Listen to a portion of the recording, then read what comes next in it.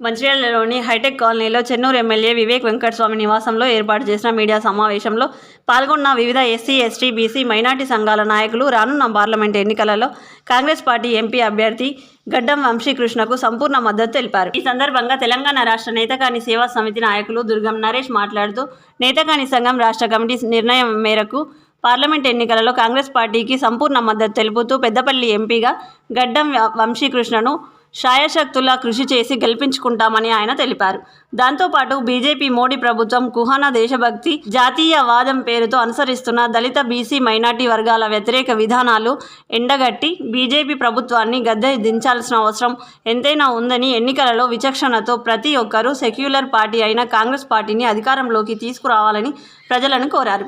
గడ్డం వంశీకృష్ణను గెలిపించుకోవడానికి నేతగాని సామాజిక వర్గం శాయశక్తుల కృషి చేస్తోందని, ఆయనను గెలిపించుకోవడానికి నేతగాని సామాజిక వర్గం ఎల్లప్పుడూ ముందుందని నరేష్ తెలిపారు.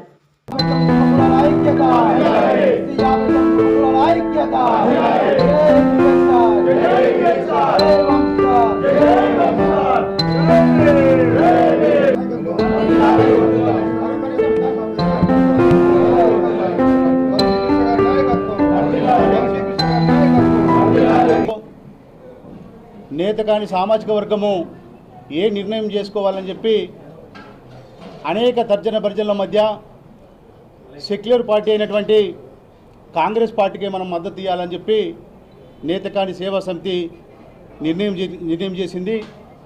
ఈ సందర్భంగా మీడియా మిత్రుల ద్వారా సమాజానికి మేము ఒక అప్పీల్ చేస్తున్నాం.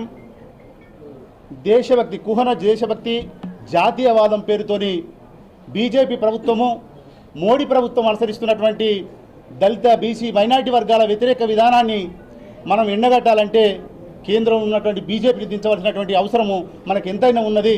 ఇలా మన సెంటిమెంట్లకు పోతే విచక్షణ కోల్పోయి మన ఓటును గడేర్లో వారేసుకున్నట్టు చేయకుండా ఆలోచన చేసి సెక్యులర్ పార్టీ అయినటువంటి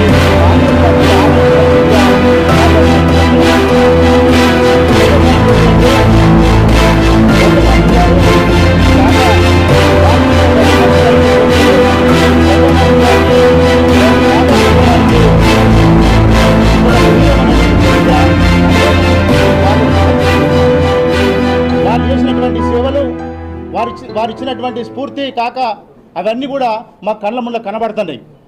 కాబట్టి రాబోయే కాలంలో ఈ కాంగ్రెస్ ప్రభుత్వం ఇక్కడ అధికారంలో ఉన్నది.